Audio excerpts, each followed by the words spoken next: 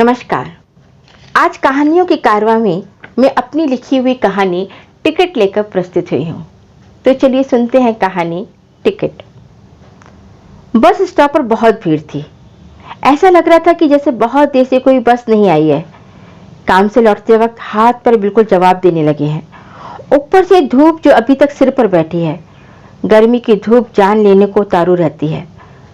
बार बार निगाह दूर तक जाती कि बस आ रही है कि नहीं। तभी बस आती नजर आई। आसपास खड़े लोग बस के लिए बेताब हो गए। बस के करीब आते ही गुत्थम गुत्था शुरू हो गई। हर कोई पहले बस पकड़ना चाहता था। हर किसी को बैठने की जगह चाहिए थी। शमा ने भी दौड़कर बस पकड़ी और किसी तरह अंदर घुस गई। बस में घुसना एक जंग हासिल करने की तरह होता है। अब तो आदत हो गई है। शुरू में तो शमा पता नहीं कितनी बसें छोड़ देती थी कि इतनी भीड़ में बस का हैंडल कैसे पकड़ूंगी। शाहिद के साथ जब कहीं जाती तो वह अपने से उसे आगे करता और बोलता जाता, अंदर चलो, रुको नहीं, चलती जाओ। और वह अंदर और अंदर करते करते बस में घुस जाती। शमा किसी तरह बस में घुस गई, पर सीट एक भी खाली नहीं थी। उसे चारों ओर नजर घुमाई कि शायद कोई सीट मिल जाए या किसी को तरस आ जाए और बैठने की जगह दे दे। जब पैरों ने खड़े रहने से मना कर दिया तो वह वहीं नीचे बैठ गई।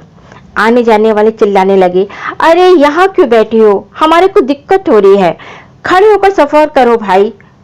शमा ने अपनी आंखें बंद की और कान भी मानो बंद कर लिए। उसे भी पता है कि खड़े होकर सफर करने से दूसरे लोगों को परेशानी नहीं होगी। नीचे बैठना भी क्या आसान है। आते जाते लोगों के जूते चप्पल लग रहे हैं, पर क्या करे।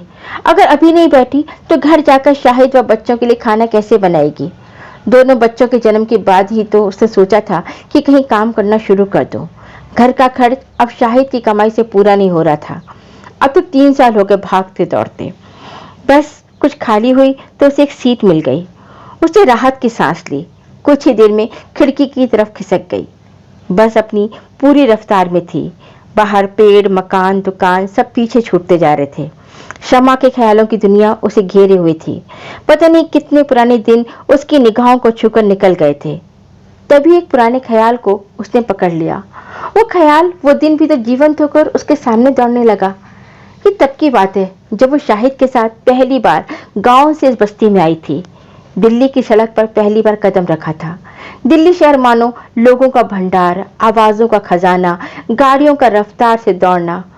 उसे शाहिद का हाथ कस के पकड़ा कि कहीं वो गुम ना हो जाए। स्टेशन से बस्ती का एक लंबा सफर। हर कोई अपने से में सिमटा, अपने में गुम। वहां गांव में दुआ सलाम करते करते घर के दरवाजे पर पहुंच जाओ। हर किसी से कोई ना कोई रिश्ता, हर घर की कहानी मानो पूरे गांव की कहानी। शमा कुछ ही दिनों में शहर के रंग में रंग गई।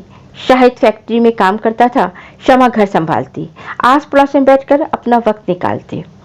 उस दिन फैक्ट्री की छुट्टी थी। शाहिद पलंग पर लेटा कोई किताब पढ़ रहा था। शमा भी वहीं बैठी सब्जी काट रही थी। उसे शाहिद की तरफ देखते हुए कहा, क्या पढ़ रहे हो, मुझे भी बताओ। अरे, अमिताभ बच्चन के बारे में पढ़ रहा था, मैं उसका जबरदस्त फैन हूँ। शाहिद किताब को एक तरफ रखकर बोला, क्यों, पिक्चर चली क्या? पिक्चर? शमा खुशी से बोल उठी। एक ही झटके में वो उसकी चहक उछल पड़ी। उसी में वो बोली, सुनो, गुरु दिखा दो। सुनीता कह रही थी कि उसमें अभिषेक बच्चन वो बहुत अच्छा लगा है। शाहिद उसकी तरफ देखकर बोला, बेगम साहिबा, पिक्चर देखने का मन तो बहुत है, पर टिकट बहुत महंगी है। कैसे देखेंगे पिक्चर, सारा बजट गड़बड़ा जाएगा। शमा का चेहरा जो अभी खुशी से चमका था वो बुझ गया। सब्जी काटते काटते उसके हाथ हल्के हो गए। उसने सोचा था कि कभी शहर का हॉल नहीं देखा, वो देखने को मिल जाएगा, पर इन महंगे टिकट का सुनकर उसका दिल डूब गया। शाहिद एक गहरी सांस लेकर वापस लेट गया। पूरे महीने का हिसाब किताब आंखों में घूम गया। शमा धीरे से बोली, मुझे हॉल भी देखना है, अगर मैं कोई इंतजाम करूं तो क्या चलोगे? शाहिद यूं ही लेटे लेटे बोला, अपनी सुनीता से मांगोगी, पर उसे भी तो वापस करने पड़ेंगे। शमा ने शाहिद की बात का कोई जवाब नहीं दिया। सब्जी की टोकरी को एक तरफ खिसका के वो अंदर गई। अटैची के नीचे रखा संदूक खोला। उसमें सबसे नीचे तली पर 100 के नोट रखे थे। उसमें कुछ 50 के, कुछ 10-20 के नोट थे। शमा ने हर महीने कुछ कुछ करके उन्हें जोड़ा था।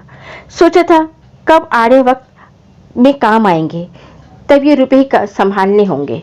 उसने धड़कते दिल से उन नोटों को उठाया। ऐसा लग रहा था मानो वो अपनी ही नोट चोरी कर रही हो। नोटों को गिना, कुल मिलाकर 850 रुपए थे। एक बार फिर पूरे बदन में झुरझुरी सी फैल गई। रुपए खर्च करूं क्या नहीं? उसने दिल की धड़कनों को संभाला, ऊपर वाले के आगे हाथ जोड़े और बैठ गई। उसे लग रहा था कहीं ये खुशी महंगी तो नहीं पड़ेगी, पर दिल ने कहा ये खुशी भी तो जरूरी है, अपने लिए, अपने को खुश रखने के लिए। उसने हाथ को आंखों से लगाया और एक 50 का नोट वापस उसी जगह पर रख दिया। उसे अम्मी की बात याद आ गई, धन धान्य कभी भी खाली मत करो, बरकत चली जाती है। रुपए लेकर बाहर आई तो शाहिद उसे प्रश्नवाचक नजर से देख रहा था। उसने वो रुपए शाहिद के हाथ में रख दिए। अब चलेंगे ना पिक्चर? उसने कुछ हल्की आवाज में कहा। शाहिद उन रुपयों को देखकर बोला, अपनी बचत निकाल के लाई हो? नहीं, रहने दो, ये रुपए संभालो, फिर कभी पिक्चर चलेंगे। शमा ने शाहिद के हाथ पर अपना हाथ रखा और बोली, हम दोनों कभी कहीं नहीं जाते, कभी कभी सब चलता है। टिकट ले आओ, मैं खाना बना लेती हूँ।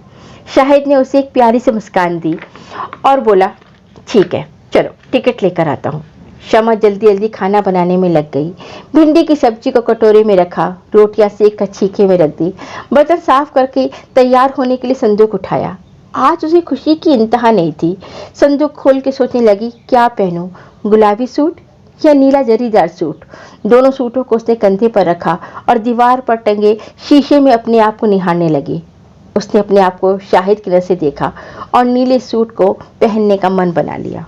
सूट को प्रेस किया, हाथ मुंह धोकर सूट पहना, मैचिंग चूड़ियां डाली, कानों में झुमके डाले, हल्का ढीला जोड़ा बना के खड़ी ही हुई थी कि शायद घर में घुसते हुए बोला, जल्दी करो, पिक्चर शुरू हो जाएगी, टिकट बहुत महंगी है, मैंने आगे की सीट ली।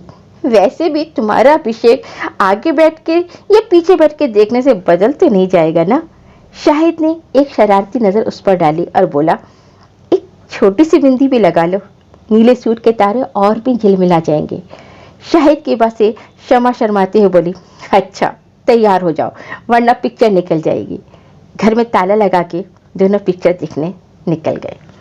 तो कैसी लगी आपको मेरी लिखी कहानी टिकट? आपके कमेंट्स का मुझे इंतजार रहेगा।